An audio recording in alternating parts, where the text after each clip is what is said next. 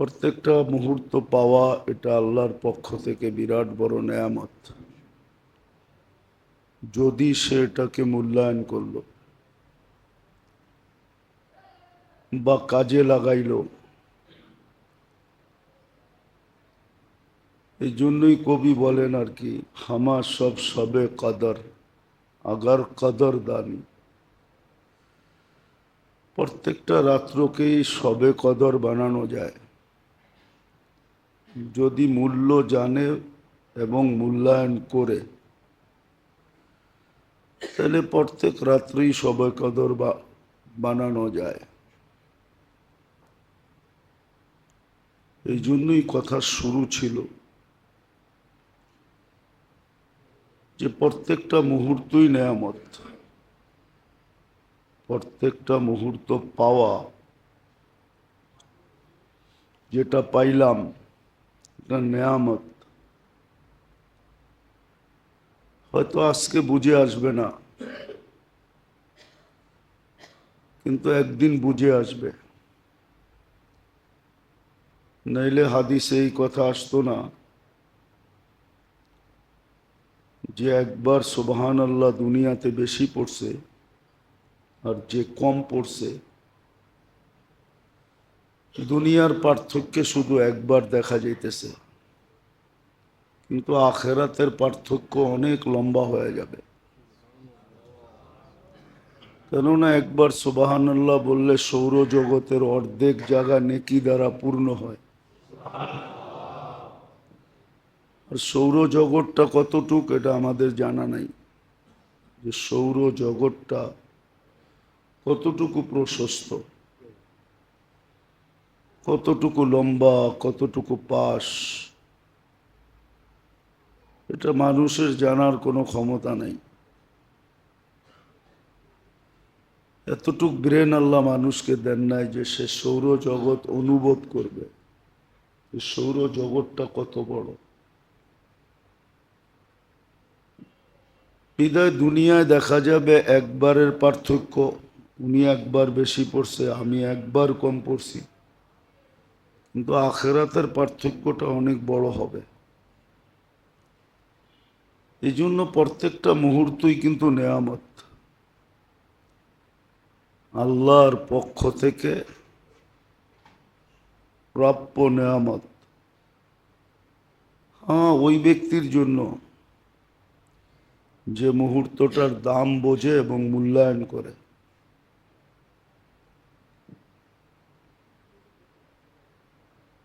কিন্তু কিছু কিছু মুহূর্ত এরকম আছে যেটা বহুত বড় নেয়ামত। সবগুলো মুহূর্তই নেয়ামত, কিন্তু কোনো কোনো মুহূর্ত এরকম আছে যেটা বিশাল আকৃতির নেয়ামত। ওই নেয়ামতের ভিতর থেকে এটাও একটা নেয়ামত, যে পাইলো আর কি। এখনো পাবো কিনা জানি না, কেননা সূর্য ডুবলে শুরু হবে। আর এটাই সত্য, 1 মিনিটের নাই ভরসা। কে ওই মুহূর্তটা পাবে এটা কারো জানা নাই। হ্যাঁ, যে পাবে তার জন্য বিশাল বড় নেয়ামত।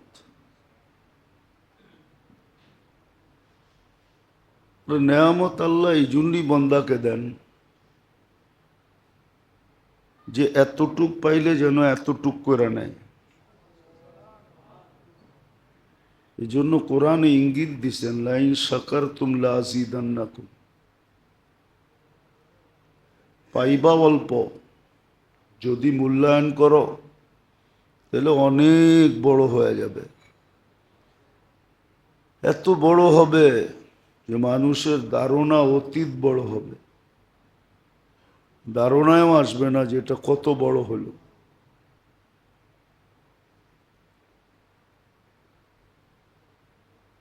তো নেয়ামত পাওয়ার পরে যদি কদর হয়, মূল্যায়ন হয়, তো ওটা ছোট থাকে না, অনেক বড় হয়ে যায়। আর যদি মূল্যায়ন না হয় তাহলে কিন্তু আফসোসের পাত্র হয়ে যাবে।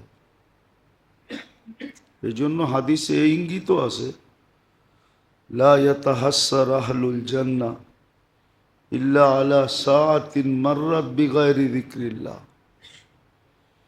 জান্নাতে আফসোস থাকবে না, কিন্তু হ্যাঁ অনুশোচনা থাকবে, অনুভূতি থাকবে, অনুভব করবে যে সময়টা মূল্যায়ন করা ব্যতীত কেটে গেছে। এটা নিয়ে অনুতপ্ত না হোক, কিন্তু অনুভব হবে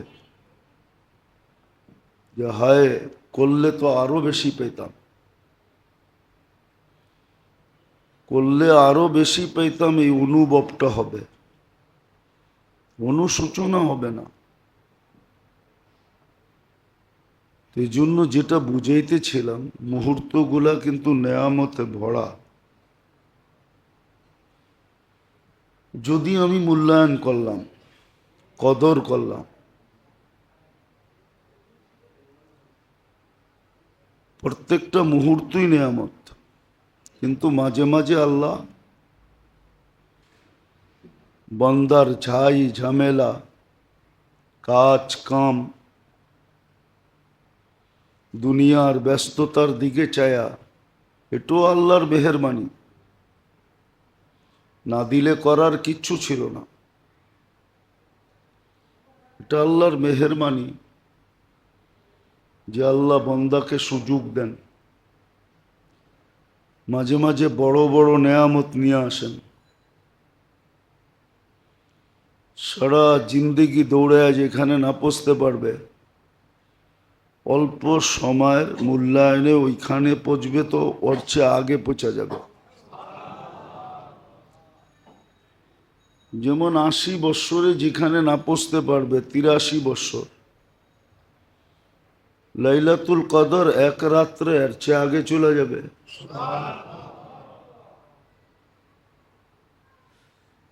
এরকম কিছু মুহূর্ত আছে, পরিশ্রম অল্প, লাভ অনেক। পরিশ্রম অল্প করবে, কিন্তু লাভ অনেক হবে, দুনিয়ার লাভ না। দুনিয়ায় লাভ হইলে আর কি হবে? কাগজের লাভ হবে, কাগজ বাড়বে, টাকা তো সব কাগজ দিয়েই বানায়।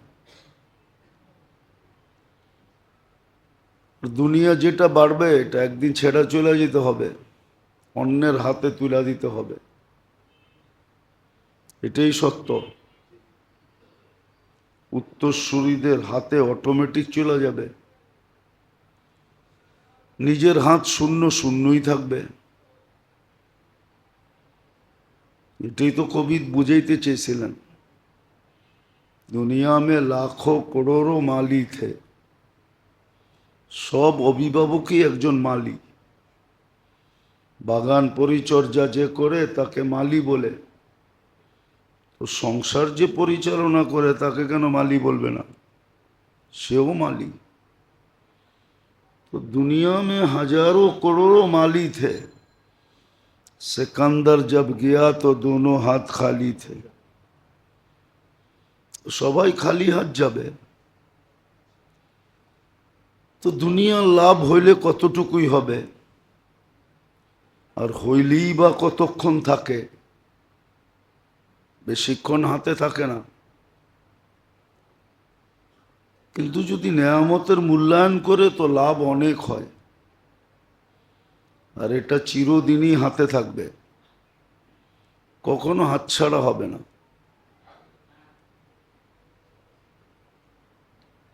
তো বিশাল বিশাল নেয়ামতের ভিতরে মুহূর্তগুলো এমনি নেয়ামত। আবারও বারবার বলতেছি, মুহূর্তগুলা পাওয়া এটাই নেয়ামত। নাহলে সকালে উঠার পরে এই দোয়া হইতো না, আলহামদুলিল্লাহিল্লাযী আহইয়ানা। এটা নেয়ামত, সকাল করতে পারলাম, কেননা উঠছি বিদায় সকাল, না উঠলে তো পরকাল। যে ওঠে নাই তার জন্য পরকাল হয়ে গেছে, যে উঠছে তার জন্য সকাল। তো মুহূর্তগুলো সব নেয়ামত,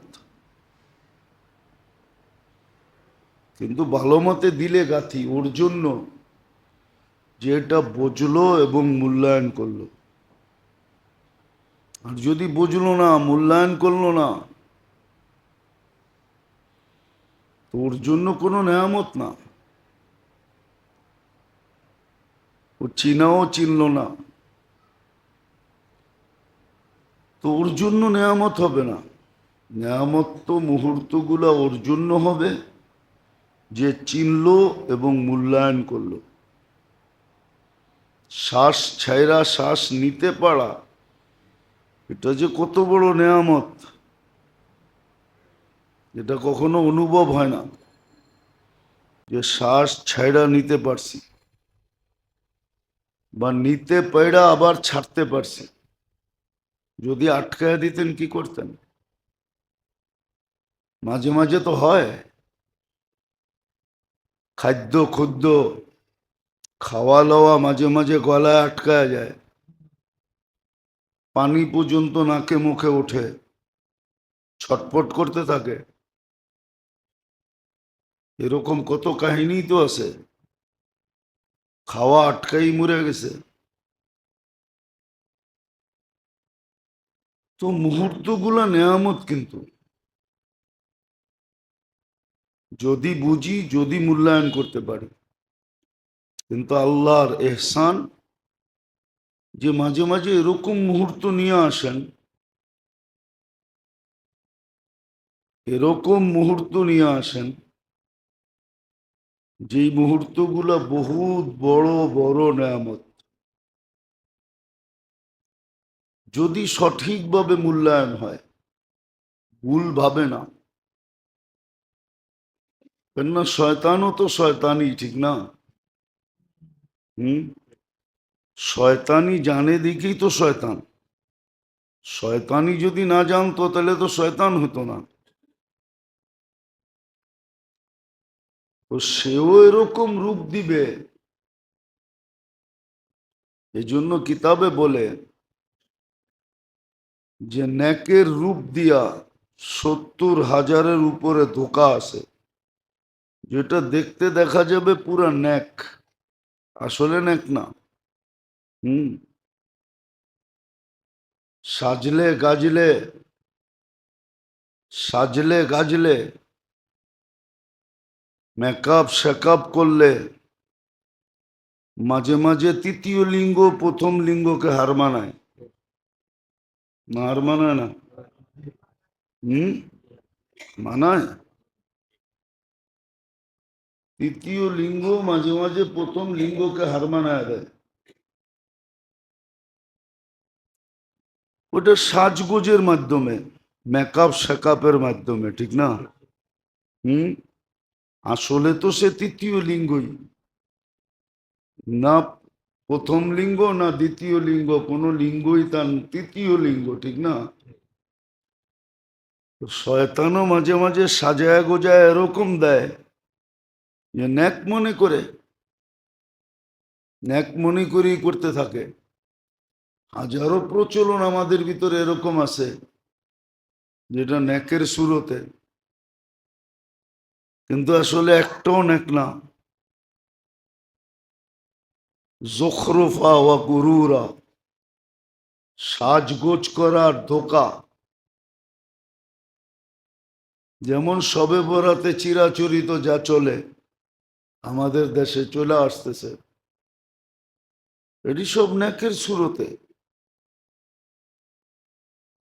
ন্যাকের সুরতে চিরাচরিত চলে আসতেছে ধোকা। এটা একটা প্রথা, আবাদত না।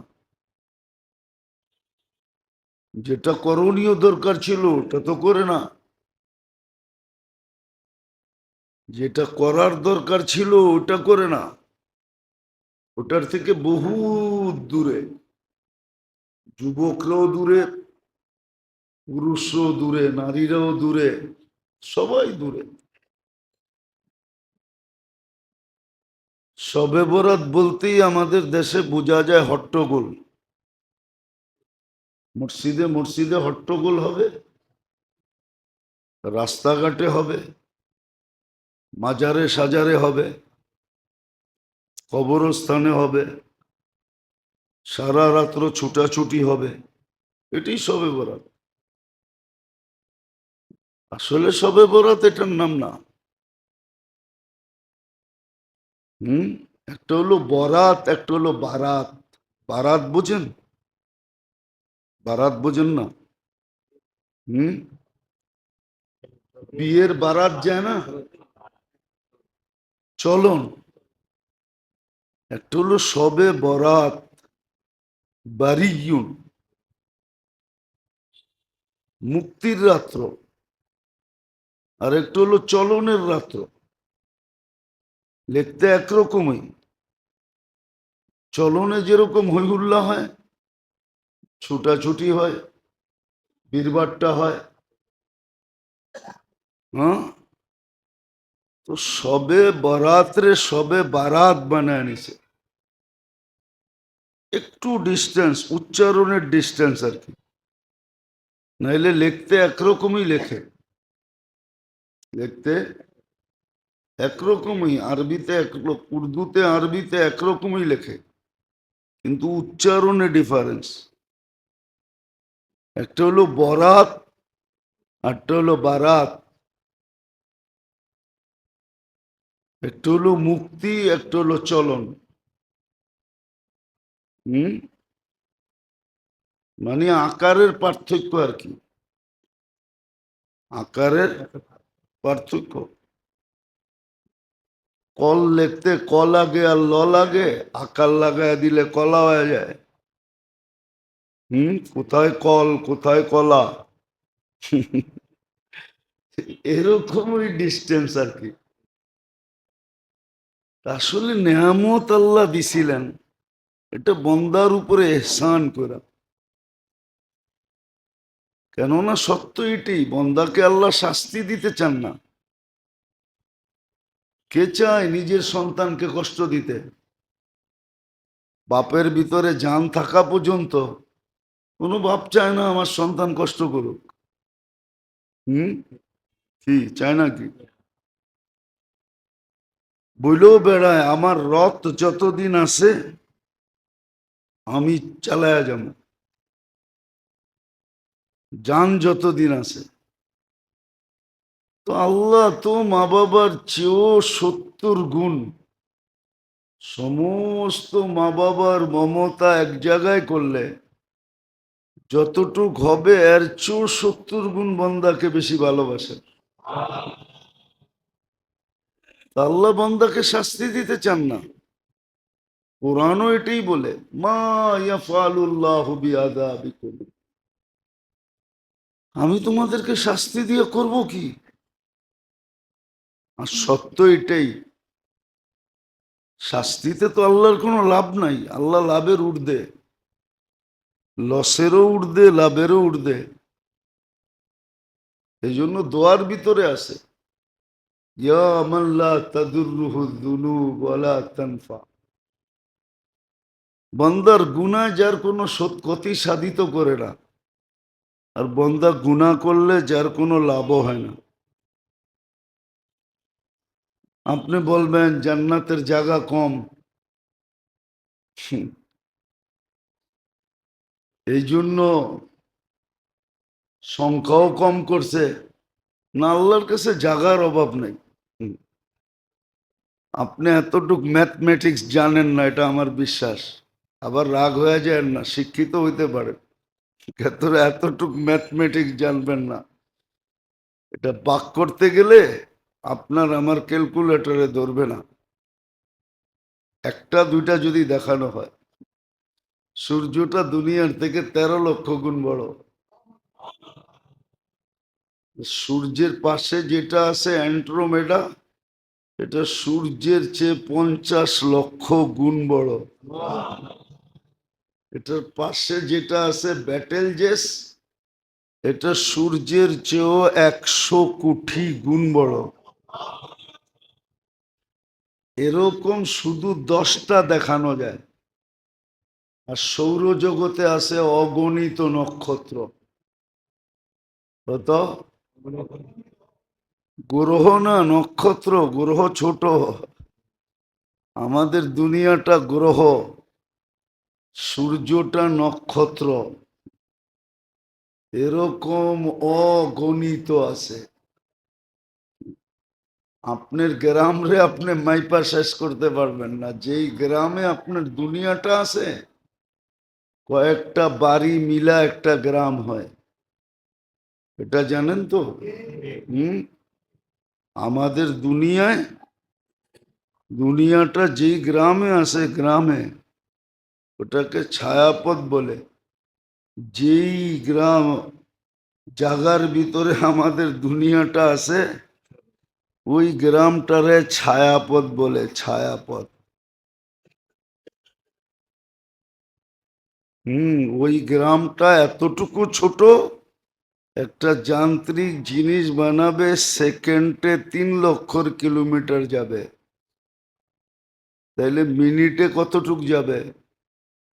সেকেন্ডে 3 লক্ষ। 3 × 60 কত হয়?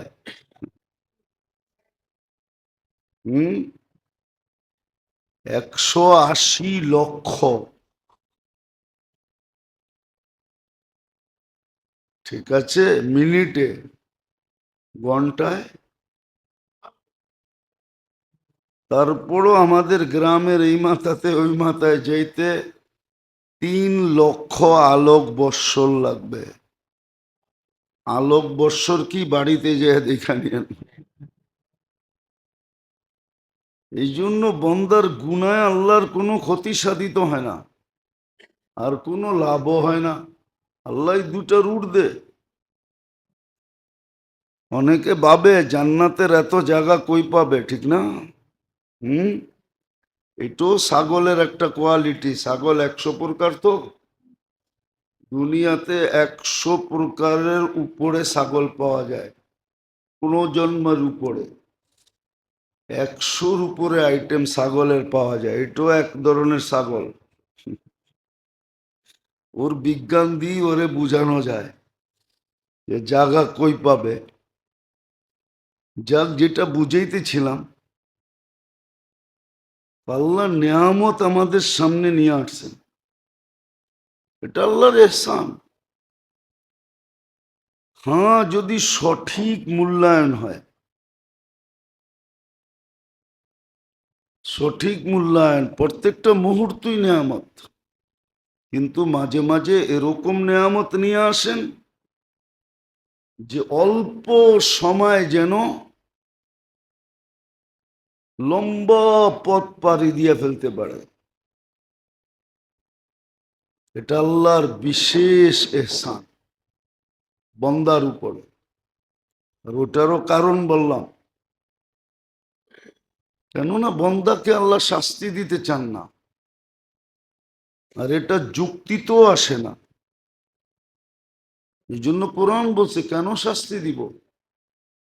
মা ইয়াফআলুল্লাহু বিআযাবিকুম। বিভিন্ন জিনিস একত্রিত করলে যুক্তিতে আসে না যে শাস্তি কেন দিবে। যার মমতা এত, যিনি মানুষকে বানাইলেন কুদরতি হাত দিয়া, সৃষ্টির ভিতরে সৌন্দর্য দিলেন, শ্রেষ্ঠত্ব দিলেন, সেরা গঠন দিলেন, বিবেক দিলেন, বুদ্ধি দিলেন, সব কিছু মানুষকে দিয়া দিলেন। কোন সৃষ্টিকে কিছু দিলেনই না। এই জন্য কোন সৃষ্টির কিন্তু বিনিময় নাই।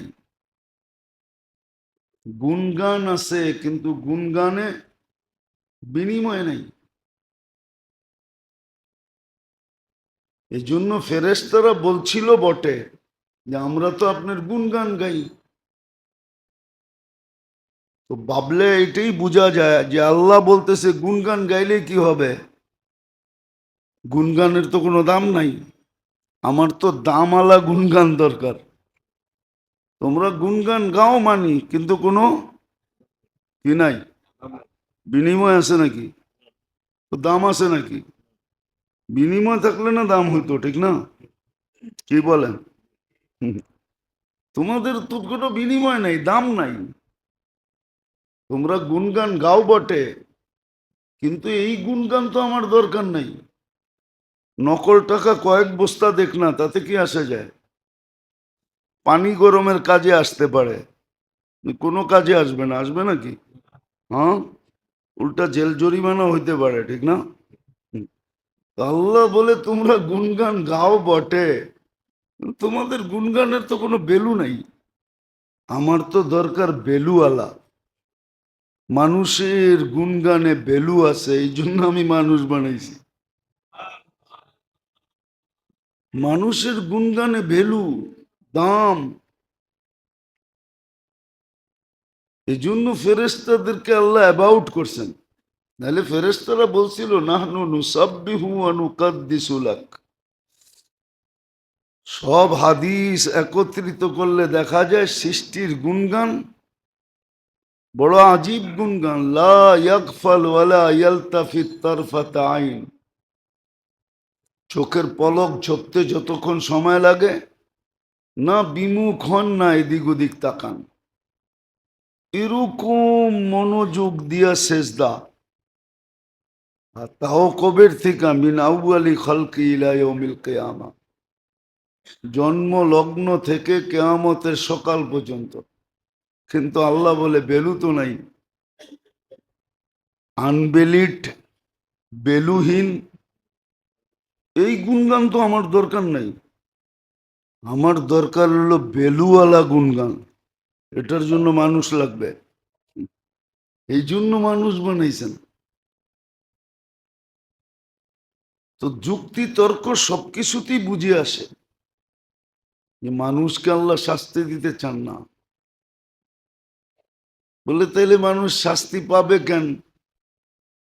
তাহলে কবির কথাই সত্য, খোদ ফাঁসা পদ মে বুলবুল কেয়া খাতা সৈয়াদ কি।